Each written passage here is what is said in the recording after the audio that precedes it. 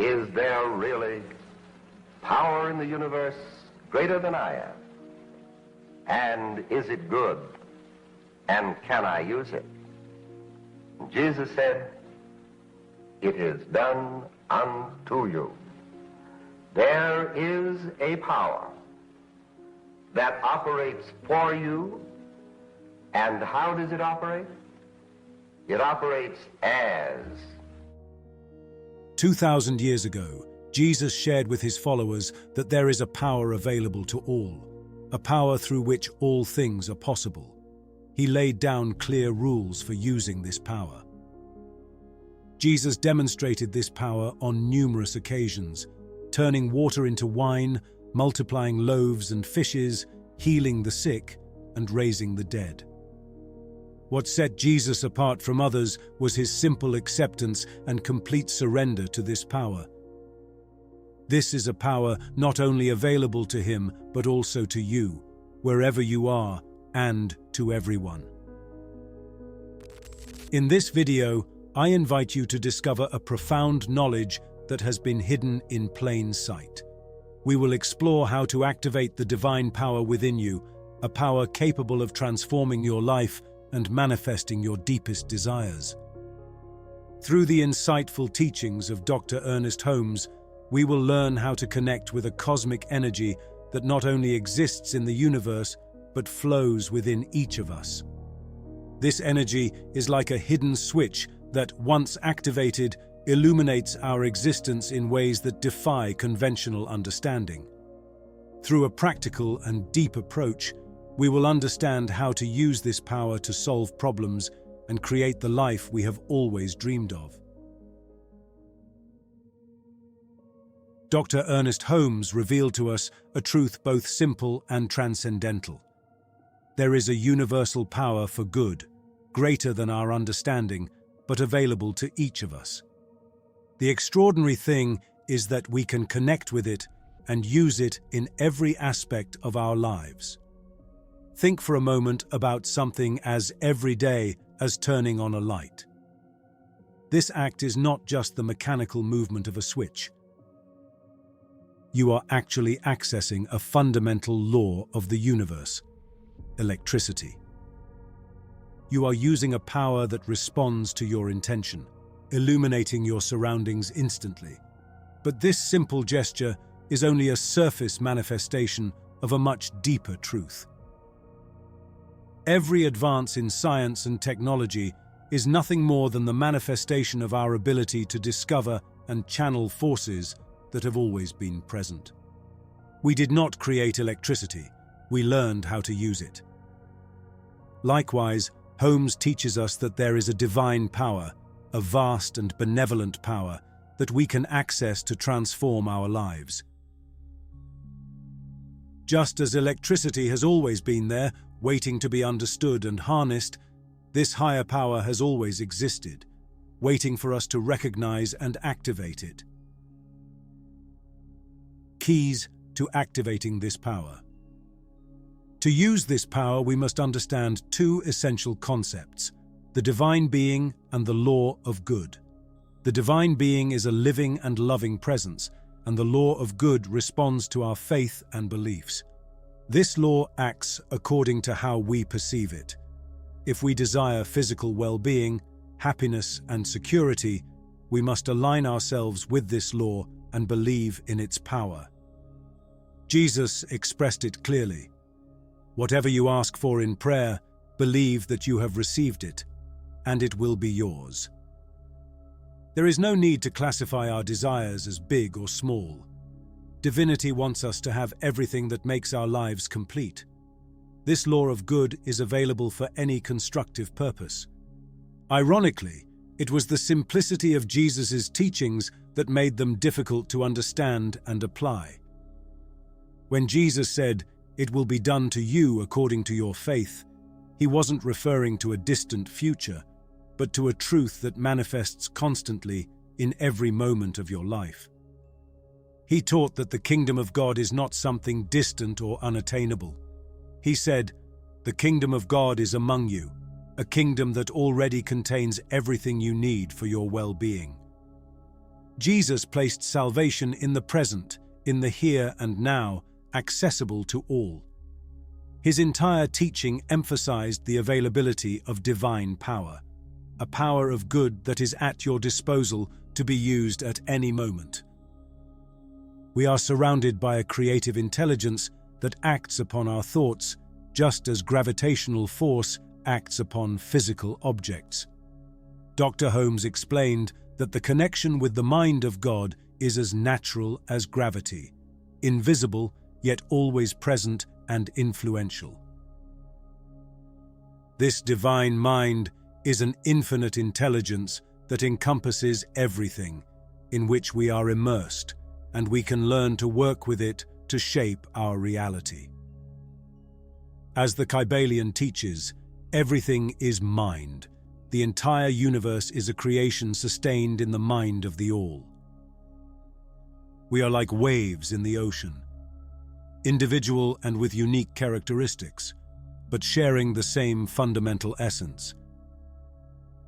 Just as we do not need to fully understand how gravity operates to feel its effect, or how electricity works to benefit from it, neither do we need to understand every aspect of these spiritual and mental laws to take advantage of them.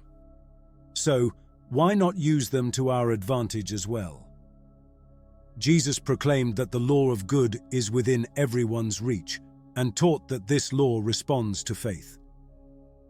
By saying, "It will be done to you according to your faith," he gave us the key to understanding how this divine law works. The promise is simple and powerful. It will be done to you. You do not have to force circumstances or the laws of nature. It does not depend on your effort, but on your faith. In Matthew 9:29, the story is told of two blind men who approached Jesus asking to be healed. Jesus asked them, "Do you believe that I am able to do this?" They replied affirmatively, and then Jesus touched their eyes and said, "According to your faith, let it be done to you." Immediately they regained their sight. So was it Jesus' power that healed the blind men, or was it their faith in Jesus' power that activated that higher power within them? Their own blind faith, literally speaking, was what allowed the divine energy to flow and transform them. This principle is the same one we observe in the placebo effect, where belief in a cure can trigger real changes in the body.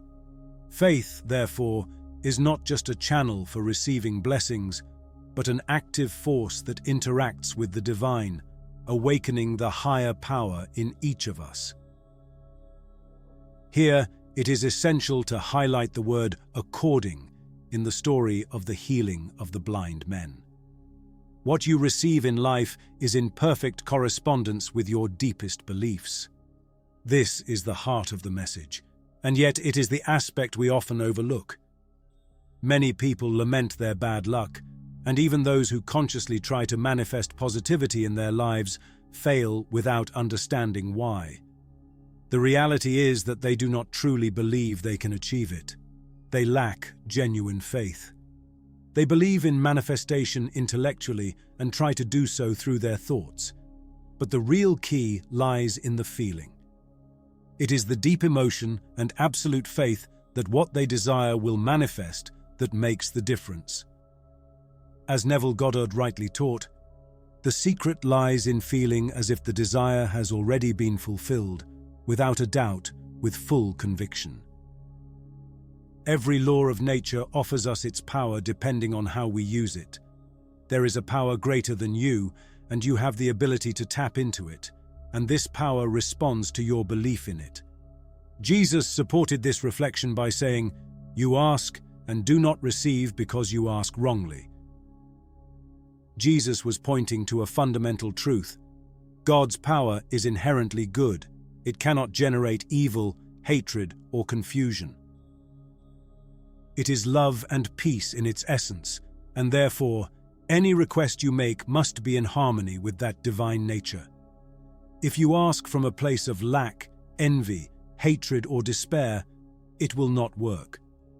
It will also not work if your mind and heart are in contradiction and emitting low vibrations. For your desires to be heard, you must connect with that divine energy, with the universal mind, tuning into its vibration of peace and love.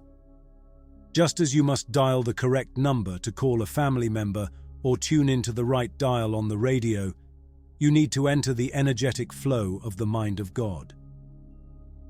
This implies that there must be coherence between your desires, thoughts, feelings, and actions. Your mind must work together with your heart. That is being congruent. That is being authentic. If there is contradiction, there will be no results. In a clinical study conducted in Germany, known as SPAIN, Scale of Positive and Negative Experience, it was discovered that the most powerful frequency a human being can emit is that of authenticity. This study demonstrated that when our words are true and we believe in what we say, when we are congruent in thought, feeling, and action, we emit the most potent and magnetic vibration. Therefore, aligning yourself with truth and authenticity in your intentions is essential to resonate with the divine energy and manifest your desires in harmony with the love and peace that emanate from the universal mind. In reality, it is not your thought itself that possesses power. Your thought, by itself, lacks strength. Instead, it relies on a greater power than you, a power that is always for good. This greater power that Holmes refers to is not something external or separate from you. It is a power that transcends your person and your ego, but represents your true essence, the divinity that resides within you. This power manifests when you stop clinging to your limited self and connect with your authentic nature. In his parable of the wise and foolish virgins, Jesus demonstrated that we all have the oil necessary for our own lamps. You do not need to borrow from anyone. Just as divine providence has placed oil in the earth for us to use when we need it, it has likewise deposited the wealth of love and life at the center of your being. But Jesus said that you must keep your lamp lit and shining. You must let the wick of your faith sink deeply into the oil of the Spirit, and then your light will shine. Finally, we are beginning to understand the proposal in a manageable way. We are like people who own lands in which great riches are deposited, but are unaware of that fact. We have been looking beyond our own property, thinking we might borrow from others, not realizing that this thing called life has already buried its riches in our own ground. And this land is in our own way of thinking, in our convictions about life, in our faith in this thing called life, and in a greater power than ourselves. It is not enough to know that the treasure is buried in our land. It is necessary to go out and dig to discover it. This is where we often fail. We can compare this inner search to drilling for oil. This task not only requires a significant investment of resources, but also technical skills, specialized equipment, and, above all, great effort. However, if we know that oil exists beneath the surface, we will do what is necessary to reach it. Life has deposited the riches of the universe in the heart of your being, but it is necessary for these to be brought to the surface. The well is in your own mind. The instruments and equipment you need are your thoughts, your intention, and the power that drives everything is faith. Along your path, you might encounter layers of granite or soft soil. We can compare this to fear, doubt, and uncertainty, which are stubborn resistances of our mind to accept the simple truth that Jesus explained so well. But the sharp instrument of faith can penetrate the most solid obstruction, creating a direct path that reveals the hidden treasure that has remained there for centuries. Now, let's examine how we can act to make this law a reality in our lives. Practice gratitude. Gratitude aligns you with the flow of positive energy from the higher power, the source or God, whichever you prefer to call it. Take a moment each day to appreciate and thank for the good that is in your life, no matter how small it may be. This prepares you to receive more blessings and solutions, as it places you in a vibrational state in harmony with the vibrational state of the divine, which is pure abundance and fullness. From this state, visualize your desire as a result already achieved. Use your imagination to visualize your life as you wish it to be, feeling the emotions of having reached your goals. This is not just daydreaming. It is a powerful way to communicate your desires to the divine mind, syncing with it and attracting what you want by resonance. After visualizing your desires as already fulfilled and focusing your mind and emotions on them, the next step is to pay attention to the signals your heart sends you. Listen and observe those moments of clarity, those unexpected synchronicities that may seem like coincidences, but are actually the divine guidance speaking to you subtly. Your intuition, that inner voice that arises effortlessly, is the language of the soul. Sometimes, the impulses you receive may seem illogical or out of place, but it is precisely those instincts that are guiding you toward the right path. Trust the process. In the mind of God, there are no big or small problems. Everything is manageable. Trust that the answers are already waiting to be discovered. This trust empowers you, opening doors and creating opportunities. Focus on solutions, not problems. When facing a challenge, transform your narrative. Instead of thinking, "I have a problem," say, "I have an opportunity to grow, and I trust that divine guidance will show me the way." This shift in perspective will allow you to receive ideas and solutions that you might overlook. Practice daily connection. Spend time each day connecting with the divine power, whether through meditation, prayer, or reflection. The form is less important than the intention. In practical terms, this means you must take control of your thoughts. Remind yourself daily that life is in your favor and that nothing can be against you. Don't leave this proposal in the air saying, "When I have time, I will do it." Today is the day. What lies within you that denies you the good you so desire are your own thoughts. When your mind tells you, "This is too good to be true," or "I can't understand it," remember that what speaks to you is your own mind. Gently and determinedly redirect your thoughts. For every no, seek a yes. For every negative, a positive. For every denial, an affirmation. Have a well-intentioned flexibility with yourself and a determined calmness to think correctly no matter what happens. You are not concentrating or creating any force or energy. You are simply tuning in to a power that already exists, right where you are, and that you can use.